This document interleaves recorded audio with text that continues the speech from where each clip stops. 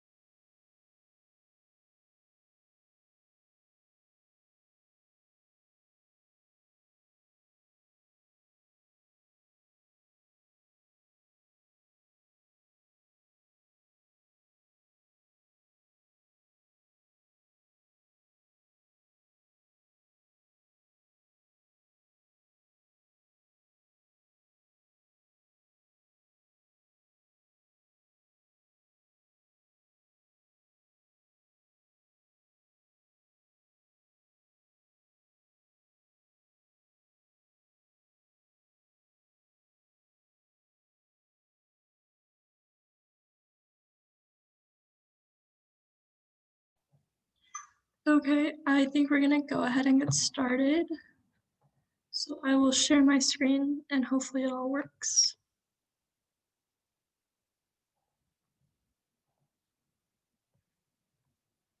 Can we all see that? Underneath? Yes, I have a thumbs yeah. up. You just see the one tab. Yeah. Are you sharing with sound? Oh, no, I do need to do that. Yeah, I think Yes, let's try that.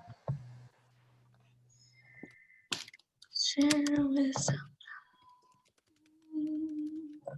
Okay. Good. Yeah. I So hi everyone. So obviously y'all are here for our career development first year experience program. My name's Nandini and I'm a North mentor. I'm Jessica. I am also a North mentor. I'm a sophomore engineering major. And Oh yeah, I'm a software engineering major. Sorry. Okay. So obviously we're doing a first year experience program for the Office of Career Services, and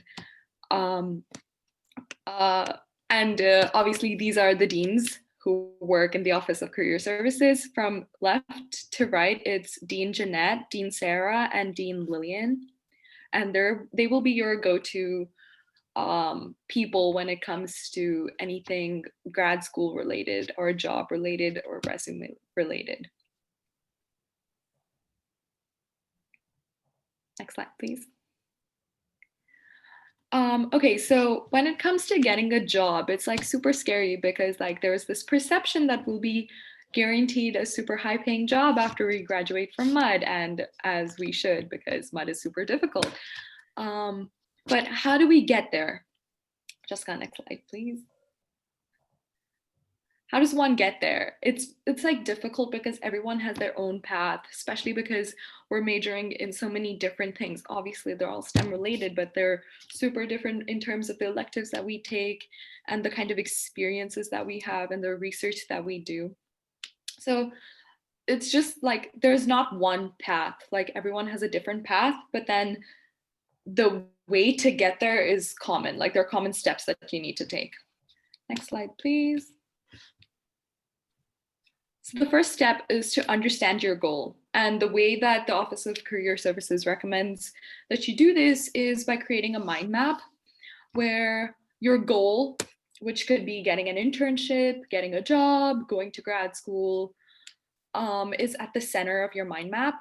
And it doesn't need to be super specific, because you can see in this mind map, it just says job or grad school search, because this person does not know which one they want to do, which is also completely okay. You don't need to be super clear as to what you want to do.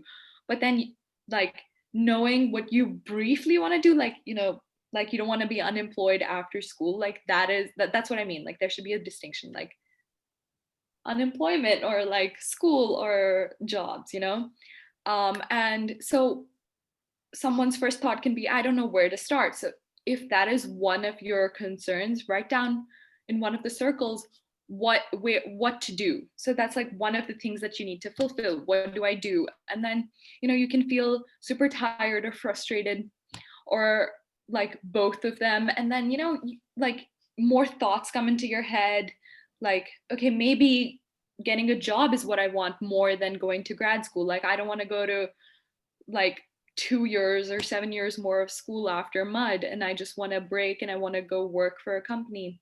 That's fine too. And then the whole point of this activity is to kind of map out your thoughts and figure out what you're feeling in order to mitigate these feelings and create solutions.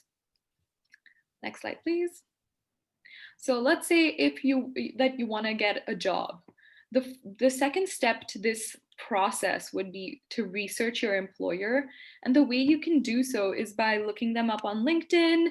Mud Compass, which is a new thing that Mud has been developing, it's to look at alumni who already work at a specific company. Let's say, what company do you guys want me to talk about? Like, just someone unmute yourself and say a company name.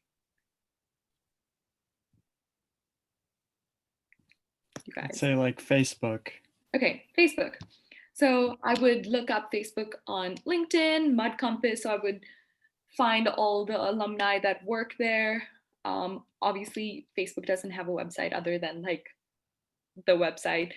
You can look them up on Handshake. You can obviously Google the employer. There's Glassdoor.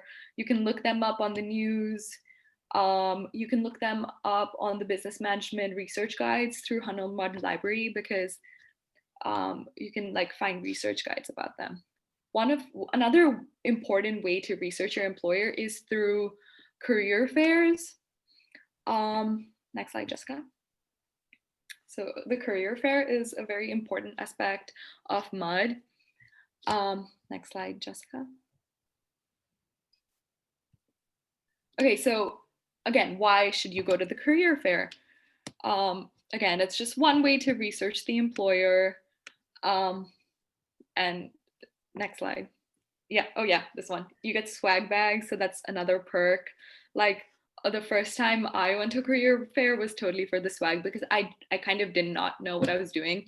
So I was like, whatever, let's just go and get like good stuff. And I got tea, so I was very happy.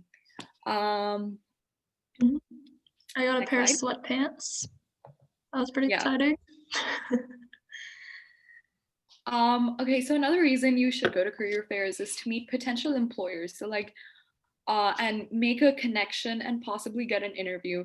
The people who are actually there at the career fairs are people who also come to campus for interviewing like prospective employees. So if you do impress them, like you can get an interview. And a lot of upperclassmen do take advantage of this opportunity, and that's how they transition from being a student at MUD to getting a job for like Facebook or Google or Microsoft or other super cool like companies. There are some tips that you should like follow so as to like get a job and not be rejected off the bat. Dress appropriately. I feel like this is something that shouldn't be said but needs to be said. Like, I've seen my peers come in pajamas like after they've just woken up and they've like skipped their morning classes. Like, please don't do that. Wear like closed-toed shoes, or like if you're a girl, wear like heels, or like dress appropriately. We don't want to see you in flip-flops and like pajamas or a hoodie or jeans for that matter. Like business casual is appropriate, but like not casual. And that's really important. Like you need to brush your hair, people. Like when you come to a career fair, these people are going to decide how much you get paid. And if you dress like a hobo, they might not want to pay you that much or even give you a job. And this is especially easy now because you only have to look presentable from like shoulders up. So if you don't want to put on shoes or wear pants, you don't have to. Just wear a nice shirt. Yeah. Okay, so you can bring a resume. A lot of my peers didn't, but like a lot of upperclassmen do. It's just easier when you hand your resume to a company. It's like you have it in your hand, you just give it to them. You're like, okay, here, please take this into consideration. Even if you haven't applied to the position yet, they have your resume and they have it like in their archive. So like they'll skim through it, and then if they like you, they'll be like, yes. And it's important that you have an updated resume. Like your resume can't be your high school resume, because it has high school things that are not exactly relevant to like employers. Like they don't want to know about your community service as much as they want to know about what your coursework is at MUD, you know? Next slide, please.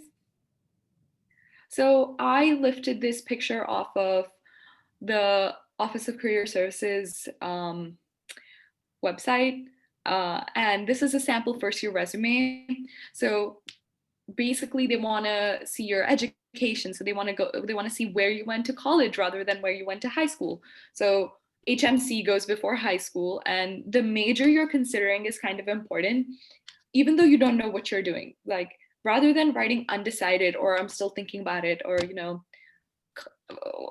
like whatever, you should write some like a major that you think you could like. So I'm a prospective engineering major. I haven't declared, so I would write BS engineering rather than undecided, because that just looks better, because it looks like you have some sense of direction as to where you're going.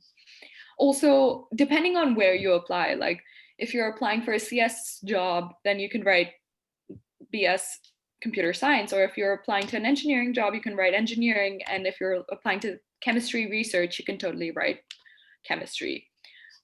You should also include your GPA. I know that isn't applicable to y'all right now because y'all are in pass fail, but the moment you're in second semester and you have a GPA, then you should write your GPA. Like it's super important. Add your proficiency level. So I don't know if you guys have started taking E4 or like other CS classes. So CS5, right? That's the language of instruction is Python, right? And so you can add that in. So you can add Python as a skill. Look at it says programming languages, Java, Python, etc. And if you're taking electives in languages, so you can add that as well. So one of my really good friends, Audra, she's doing French as a minor, or like her concentration for HSA. So she's writing that as a proficiency in French. It's always best to quantify your work experience. So if you were in like an internship or a job shadowing before, like when you were in high school at a consultancy firm, then you should write that. You should write for how long, what you did. And it's always best to outline what you specifically did and how you had an impact at your position. So rather than saying like something super general, you should say, I worked on X and did X, and just be super specific. And then volunteer experience comes towards the end. You could replace volunteer experience with leadership experience. So like for example, I'm president of a South Asian affinity group at Harvey Mudd College. So I would write that as a leadership experience. And then you can also write like head of marketing at another club. So that all counts as leadership experience. And it's best to have a one-page resume because employers take less than 30 seconds to look at your resume because they have so many resumes to look at. So you just need to make it stand out is what I'm saying. And the way you do that is by showing your direct impact at like previous internships, I think. Yeah, next slide. Okay, so a big question is, how does the pandemic affect the career fair? Because obviously we're not in person, and next slide, please.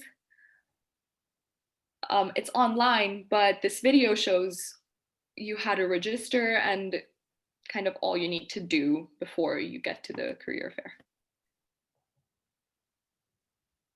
Hi, I'm Sarah Park. I'm the Director of Career Services at Harvey Mudd College, and I'm here today to walk you through the registration process for our upcoming fair on Thursday.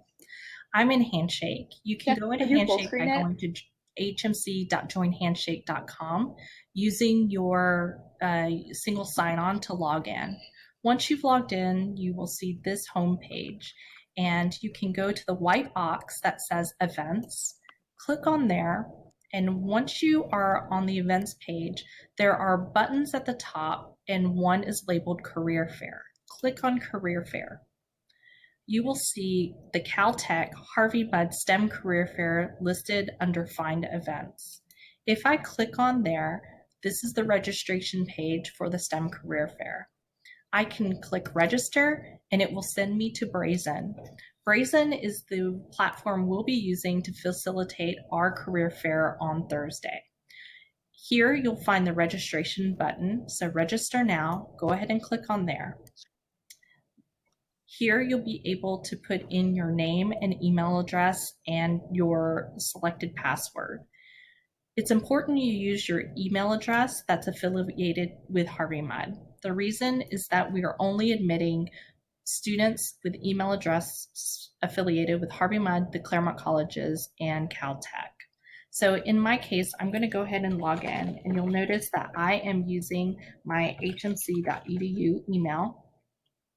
And when you are doing your account, it's important that you make your resume public.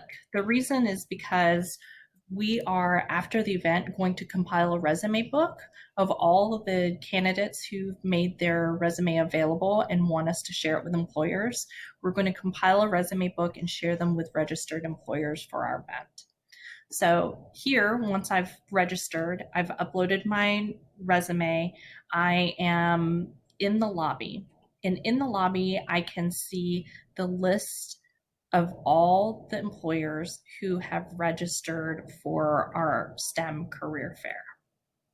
Now, I am going to, for example, choose Liferay. I can see their booth and see the information they've put on the outside of their booth, and I can enter their booth. So if this were a live event, I would have a green button at the top that I could toggle to show that I wanted to be in queue to speak with an employer. There are booth representatives listed here in the right-hand side. And if this were a live event, I could see if one of the representatives or both of the representatives were active, because their profile picture would have a green dot to indicate they were available to chat. Now, we do recommend that you get in line to speak with multiple employers. While you're waiting in queue for one employer, there might be another employer that has a shorter queue, and you could come up next in line and speak with them while you wait for this particular employer. Now, some students have asked, will it conflict? Will you lose your spot in line if your spot in a particular queue comes up? The way that the system works is that it is aware that you are in multiple queues. If you're next in line and your time comes up in another line, it will actually kind of keep you in a holding pattern until you are ready and you've completed this chat to go into another queue. So there won't be any conflict. If I go back out to the lobby, I can actually go down to the bottom and find the Office of Career Services booth. In this booth, you can see on the outside some tips and links to be able to check your system. This is a great way to make sure that your system is ready to chat with a recruiter.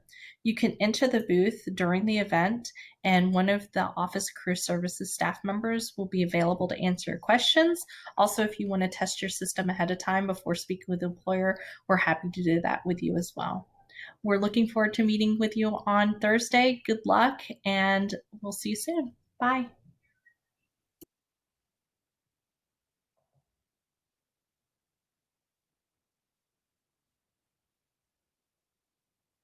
Another way to research your employer or your grad school is using LinkedIn. Next slide, please. All right, so I'm going to talk a little bit about LinkedIn and then also about Handshake. So just starting off, does anyone see a problem with this LinkedIn profile and what it shows? And you guys can go ahead and unmute and say something, or I think you can do it in the chat and I'll be able to see it. It's very unprofessional. Yes, that is correct. The pictures are probably not how you would want to present yourself to a potential employer. Is there anything else that you guys see? It doesn't say what company they work for. Yeah, that's true. Good. Anything else? It's very unspecific. They help companies build brands and sell stuff. Yeah, that was definitely something that caught my eye as well. Also, that is where kind of their title goes, and it's not really a title, but more of a description, which I found a little strange. So I'm going to talk about how you should set up your LinkedIn profile. This is an example that Office of Career Services provided. So first is your profile picture. So your profile picture is kind of like a calling card on LinkedIn. It's how people are first going to get introduced to you if they're looking at your LinkedIn profile, and it should be very like professional. If you guys have like senior portraits from high school, those are probably a good idea to put there. You don't really want to use like a group photo or a photo where you're not like looking super put together. And then you can also add a background photo. It could like catch your viewers' attention. A good idea to put for your background photo is like kind of like a school background or like a neutral background. So there are some people who put, I guess you guys don't really know, but there's like in front of one of our academic buildings, it's just like a grass lawn, and I've seen a couple people use that. You just want to make sure that you don't have like any funny text or like weird graphics, but you can use it to your advantage. And then 3, make sure your headline is more than just a job title. It should be like short and simple and to the point, but it should also be like an opener to the rest of your LinkedIn profile. And you want to draft a compelling summary so you can focus on some accomplishments that you have, state some of your aspirations, and you can be as unique and creative as possible. Like give them some insight about what interests you and what you are proud of. And then you can also include your education. So you definitely want to add Harvey Mudd. If you have a major that you're most interested in or think you're going to major in, that's a good thing to have. You can also include clubs or any other involvement you have at Mudd, and then also any honors you've received. Experience. This is a very important field. You can also include like work experience and leadership experience and like volunteer experience here. So you can list internships, work experience, volunteer experience. And if you have this section filled out, you're much more likely to get a job. And that goes for all these categories. Like the more filled in your profile is, the better it is for you. So 41% of hiring managers consider volunteer experience equally as valuable as paid work experience. So that's something I found really, I guess, kind of surprising, because I felt like what I was doing as a job was like something that they would be more interested in, but it seems like they value both. So that was really cool to see. And again, kind of similar to what Nandini talked about with a resume and like describing what you did at the position. You want to kind of have like a task that you did, an action, and then a result. So like some sort of accomplishment and what was like the end product of it. And then also it's a good idea to add some skills. So if you're like proficient in or like have experience with different programming languages or like technologies, that could be a valuable thing to add. Okay, so LinkedIn and Handshake seem very similar, kind of like on the outside view, and kind of like your profile setup should be very similar. The main difference is like anyone can have a LinkedIn account. You can be like a high schooler, college student, a working professional, someone who's unemployed, like literally anyone can create a LinkedIn profile.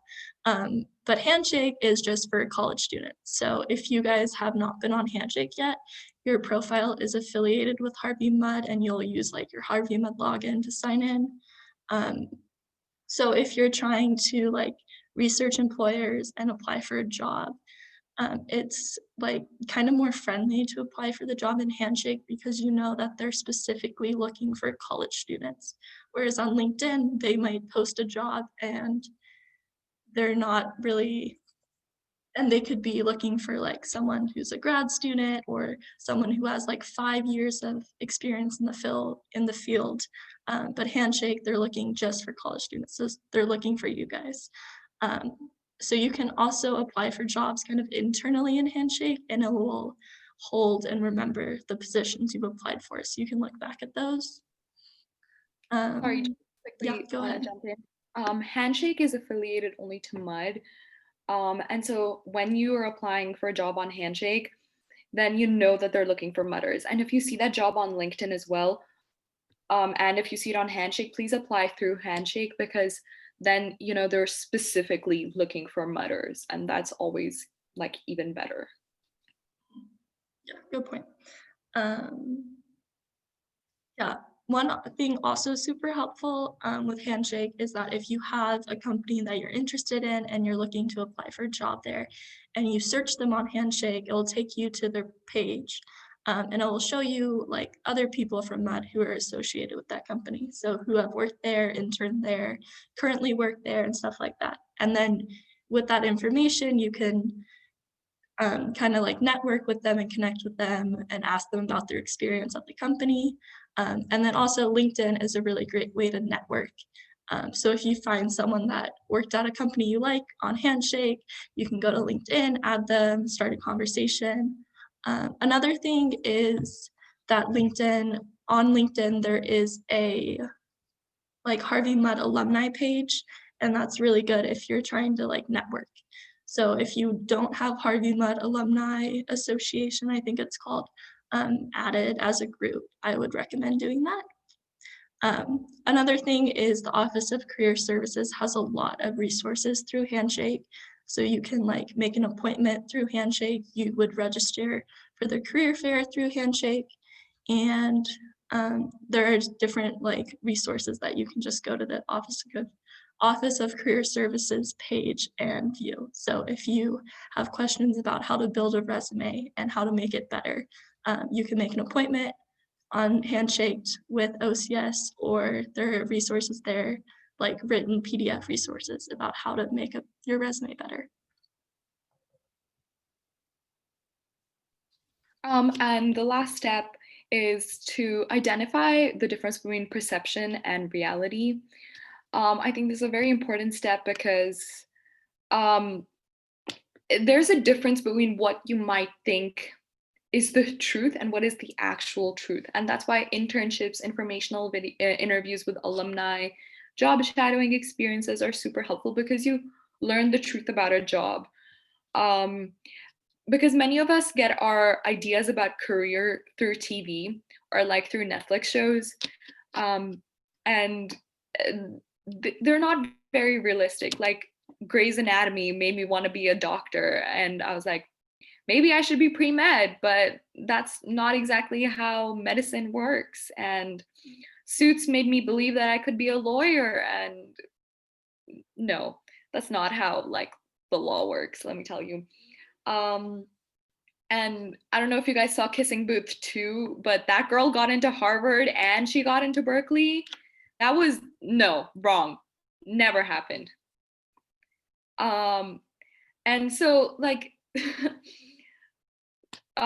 like it's just very like it's very important to identify the perception versus reality, because that can cause you to make career plans based on something you think is not actually true. And so when you get the true picture, you can make changes to your like 20-year plan or your 5-year plan, and that's totally okay, because that doesn't mean you need to abandon something. You can just come at it with a new approach or a new perspective. Yeah, something I want to add here is like you can kind of imagine like how you view a certain career or job, and you can talk to people who you know have had experience in the same area, but you can also like kind of reflect after you maybe you get an internship this summer and you say, this is what I thought it was going to be like, but this is how it's actually like, and then kind of reflect on your feelings and move forward with that knowledge. Mhm. So lastly, if you guys have any thoughts, concerns, grievances, questions, please feel free to unmute yourself and just ask them.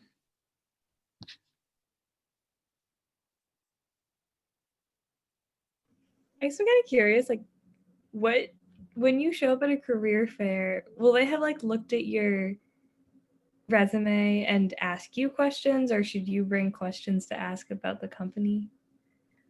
So a career fair is you researching them, like the employer, because they don't have your resume on hand. Like you can obviously hand it to them, but they won't ask you questions like based on your resume. It'll just be like a conversation, like you asking them questions about them, and they'll like give you more information. So it's like a way to research these employers. And if you ask them like questions that you can't, it's like university fairs, right? Like I don't know if you had them in high school, but for my high school, like they would bring in college representatives and we could ask them questions, but they can't ask you questions back, because I mean they can obviously, but like um they don't know much about you. You're like a stranger to them. And so when you do apply, they'll like remember your name. It's like, oh, Nandini, I met her at Harvard Med Career Fair. She seems super interested. She even handed me her resume, and that's great because I've met her. And so the first time they're not like when they read your application, that's not the first time they're hearing your name or they're like meeting you. It's like they've met you in person, and then they can see how brilliant you are on paper as well. Got it. Yeah. Thank you. One other thing, I don't know if Dean Sarah showed this much in the video, but for each of the employers that are attending their career fair, there are little descriptions. I think on Handshake, so it'll tell you the company name and like the position titles, what class years you're looking for. So before the career fair, you can go through and look at which companies you're interested in, which companies have positions that you could fit. So obviously, if you're a freshman, you don't want to apply for a job that they're looking for only seniors, because that wouldn't make sense. So if you have researched them before and maybe you have some questions that you got through that, or you saw something really interesting about something they do, like for example, there was an employer who as part of the internship experience, they gave you 5 or 6 like paid days where you could just volunteer for different organizations, which I thought was super cool. So I might bring that up tomorrow. Yeah. It's like you can find out questions about like, I mean, you can find out answers about like the work-life balance, like how like what the company expects of you. It's just to like find out more about questions that cannot be answered when you Google, like when you like ask Google, you know what I mean? Okay. Next slide, please, Jessica. And these are some of the resources that you could use. Like the Office of Career Services has numerous like guides too, with tips and tricks, and they're really helpful. And the resume that I showed you guys was also from a guide to like how to write a good resume. And Dean Sarah, Dean Lillian, and Dean Jeanette are super helpful, and they're always like willing to work with you. And you can get an appointment with the OCS through Handshake, or you could just email them. And yeah, Jessica. Yeah, they also have drop-in hours, which I think are posted on their Handshake profile. So if you maybe like, I think they will have some later today if you want to go and like get your resume looked at. Great idea. Yeah. Also, if there are questions that you don't want to ask us, or if maybe you don't think we can answer, they're a great resource. Super knowledgeable and friendly. Yeah, that's it from us. Yeah, if you guys have any more questions, feel free to ask. Yeah, we're just gonna stay behind and you can ask us. Thank you. Yeah, of course. Thank you. You're welcome. Thanks for coming, guys.